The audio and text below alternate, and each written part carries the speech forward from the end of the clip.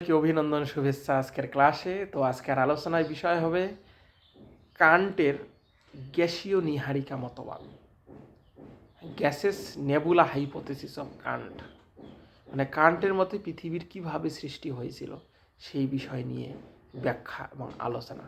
তোমরা পাশে থাকবে, ভিডিওটা পুরোটাই দেখবে, তাহলে বুঝতে পারবে পৃথিবীর উৎপত্তি কিভাবে হয়েছিল। তো এই কান্ট 1755 সালে একজন জার্মান দার্শনিক ছিলেন উনি, যার পুরো নাম ছিল ইমানুয়েল কান্ট। এই ইমানুয়েল কান্ট এই সমগ্র সৌরজগৎ, সোলার সিস্টেম এবং এই ইন্টায়ার পৃথিবীর উৎপত্তি সম্পর্কে তার ধারণা প্রকাশ করেন। এবং কান্ট তার মতবাদ যে দিয়েছিলেন, যে থিওরি দিয়েছিলেন, সেই মতবাদে নিউটনের যে মধ্যাকর্ষণ শক্তিকে বিশেষভাবে গুরুত্ব দেওয়া হয়েছে।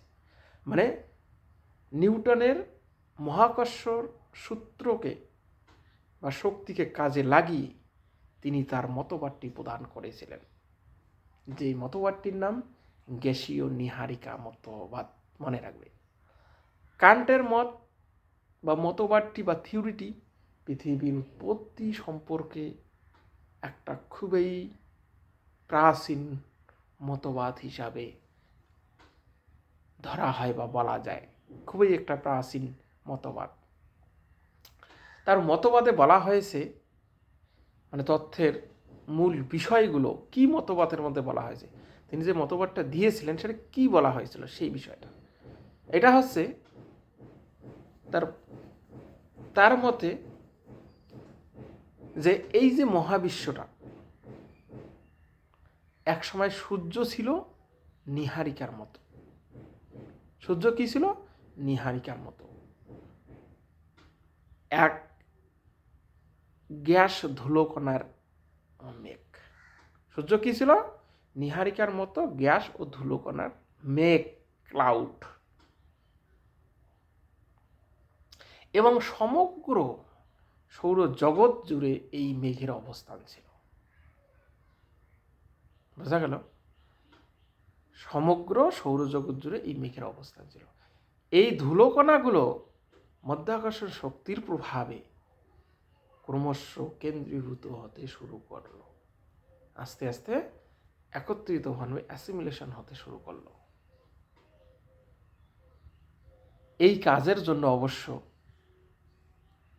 যে উত্তাপ বা আবর্তন গতির সৃষ্টি হয়, বা এই যে কেন্দ্রীভবন হতে শুরু করলো, এর ফলে কি হয়, যে সংঘর্ষজনিত উত্তাপ ও আবর্তনের গতির সৃষ্টি হয়। ফলে আমরা যদি দেখি, মহাশূন্যে ভাসমান শীতল ও গতিহীন পদার্থগুলো প্রচণ্ড বেগে ঘুরতে ঘুরতে উত্তপ্ত বিশাল আকার গ্যাসীয় পিণ্ড বা নীহারিকায় পরিণত হয়। বোঝা গেল? কি বললাম তাহলে? যে মধ্যাকর্ষণ শক্তির প্রভাবে ধুলোকণাগুলো কেন্দ্রীভূত হতে শুরু করলো, এবং এই কাজের জন্য, কেন্দ্রীভবনের জন্য সংঘর্ষজনিত উত্তাপ ও আবর্তন গতির সৃষ্টি হয়। ফলে এই মহাশূন্যে ভাসমান শীতল ও গতিহীন পদার্থগুলি প্রচণ্ড বেগে ঘুরতে ঘুরতে উত্তপ্ত বিশালাকার গ্যাসীয় পিণ্ড আর নীহারিকায় পরিণত হয়। বোঝা গেল? এই উত্তাপের কারণে ঘূর্ণায়নের বেগ সৃষ্টি। এবার বেশি উত্তাপ থাকার কারণে কি হয়, আস্তে আস্তে একটা ঘূর্ণায়ন মানের সৃষ্টি হয়, এমন পর্যায়ে যে তাপ কেন্দ্র বল ও ঘূর্ণায়ন বেগ উভয়ই বাড়তে থাকে। এই গ্যাসীয় পিণ্ডের মধ্যে উভয়ে বাড়তে থাকতে, মানে বৃদ্ধি পাওয়ার কারণে মেঘটি ক্রমশ আস্তে আস্তে চ্যাপ্টা হতে থাকে, আস্তে আস্তে চ্যাপ্টা হতে থাকে, ফ্ল্যাট সারফেস হতে থাকে। এবং প্রচণ্ড গতিতে এই যে ফ্ল্যাট সারফেস বা চাকতির আকারে গ্যাসীয় পিণ্ড, যেটাকে আমরা বলেছি, বা নীহারিকার যে তলটা আছে, সারফেস তলটা, তল বরাবর প্রচণ্ড কেন্দ্রমুখী একটা যে কেন্দ্রমুখী বলের সৃষ্টি হয়, একটা এই যে এই সারফেস তলের নিচ বরাবর একটা কি হয়, কেন্দ্রের দিকে একটা কেন্দ্রমুখী বলের সৃষ্টি হয়, সেন্ট্রিপোকাল ফোর্স যেটাকে বলা হয়। এই নীহারিকার পরবর্তীকালে আমরা যদি দেখি, এই নীহারিকার প্রান্ত সীমা থেকে পরপর 9টি বলয় বিচ্ছিন্ন হয়ে যায়, বেরিয়ে আসে। এই 9টি বলয় কালক্রমে 9টি গ্রহ এবং বাদবাকিগুলো ছোট ছোট উপগ্রহ সৃষ্টি হয়। এই উপগ্রহগুলোর থেকে বা গ্রহগুলো থেকে ছিটকে আসা ছোট ছোট বলয়গুলো জমাট বেঁধে উপগ্রহের সৃষ্টি হয়। এইভাবে 9টি গ্রহ এবং উপগ্রহের সৃষ্টি হয়। কিভাবে তিনি ব্যাখ্যা করেছেন? তো এই যে গ্যাসীয় পিণ্ড আকারে যে নীহারিকার মাঝের যে অংশটা, মাঝখানে সেন্ট্রাল অংশটা বা ফোলা অংশটি সূর্যে পরিণত হয়। চমৎকার, যে পুরো একটা মেঘের সৃষ্টি হয় ধুলোকণা দিয়ে, ঘূর্ণায়মান অবস্থায় তাপের সৃষ্টি হয় এবং ঘূর্ণায়ন হয়, এবং তার চারিদিকের প্রান্তভাগগুলো খুলে খুলে গিয়ে বিভিন্ন ধরনের গ্রহর সৃষ্টি হয়, এবং গ্রহ থেকে আবার ছোট ছোট উপগ্রহের সৃষ্টি হয়। আর মিডিলের যে সেন্ট্রাল অংশটা থাকে সেটা চাঁদকির আকারে অবস্থান করে এবং সূর্য হিসাবে পরিণত হয়। গ্রহগুলি সূর্যকে এবং উপগ্রহগুলি তার নিজ অক্ষের কেন্দ্র করে ঘুরতে থাকে। এইভাবে তাহলে গ্রহ উপগ্রহের সৃষ্টি হলো। এইভাবে কি হলো? গ্রহ উপগ্রহের সৃষ্টি হলো। এটাই তিনি মেইন বিষয় দিয়েছেন ইমানুয়েল কান্ট। কিন্তু এর কতগুলো সুবিধা আছে, কতগুলো অসুবিধা আছে, মানে মেরিট অ্যান্ড ডিমেরিট। সুবিধাগুলো কি?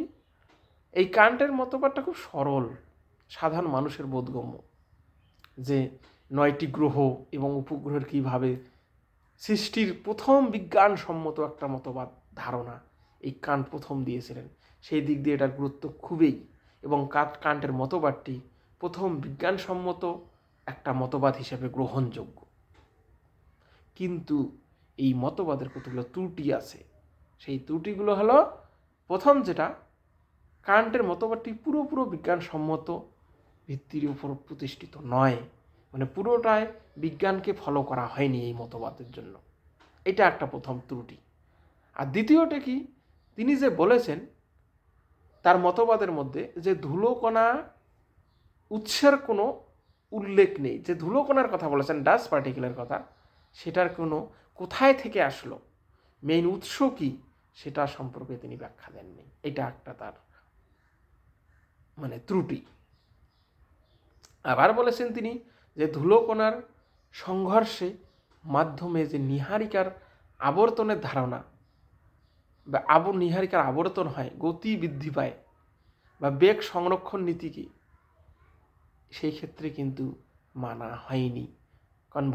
বা কনজারভেশনস অফ অ্যাঙ্গুলার মোমেন্টাম যেটাকে বলা হয়, সেটাও কিন্তু মানা হয়নি। এটা একটা সমস্যা। তারপরে যেটা আছে যে প্রাথমিক শীতল পদার্থের সংঘর্ষে বিপুল তাপ উৎপন্ন হতে পারে না। তিনি বলেছিলেন যে বিপুল তাপ উৎপন্ন হয়, কিন্তু সেটা উৎপন্ন হয় না। এটা একটা তার অসুবিধার কারণ। এছাড়াও আমরা যদি দেখি যে প্রাথমিক যে পদার্থপুঞ্জ আছে, সংঘর্ষের প্রভাবে কখনোই ঘুরতে পারে না, এটা বিজ্ঞানীরা মনে করেন। এটা একটা তার ত্রুটি। আবার এই মতবাদে তিনি বলেছেন যে গ্রহ উপগ্রহ একই দিকে মানে পূর্ব পশ্চিম থেকে পূর্ব দিকে আবর্তন করে। কিন্তু আমরা যদি বাস্তবে দেখি, যেটা প্রমাণিত হয়েছে, বৃহস্পতি ও শনির ক্ষেত্রে উল্টো দিকে ঘুরে, মানে পূর্ব থেকে পশ্চিম দিকে ঘুরে। তাহলে এইটা তার তথ্যের একটা দুর্বলতা এবং ত্রুটি। তবে পরিশেষে কথা বলা যায় যে যতই ত্রুটি বিচ্যুতি হোক না কেন, এই কান্টের মতবাদ সৌরজগৎ এবং পৃথিবীর উৎপত্তি বিষয়ে একটা গুরুত্বপূর্ণ মতবাদ, এটা আমরা বলতে পারি। তো আজকের ক্লাস এই পর্যন্ত। ক্লাস ভালো লাগলে অবশ্যই লাইক, শেয়ার, কমেন্ট করবে। পরবর্তী ক্লাসে আমি আরেকটি বিষয় নিয়ে আলোচনা করব, পৃথিবীর উৎপত্তি বিষয়ে। পাশে থাকার জন্য সবাইকে ধন্যবাদ, অনেক অনেক।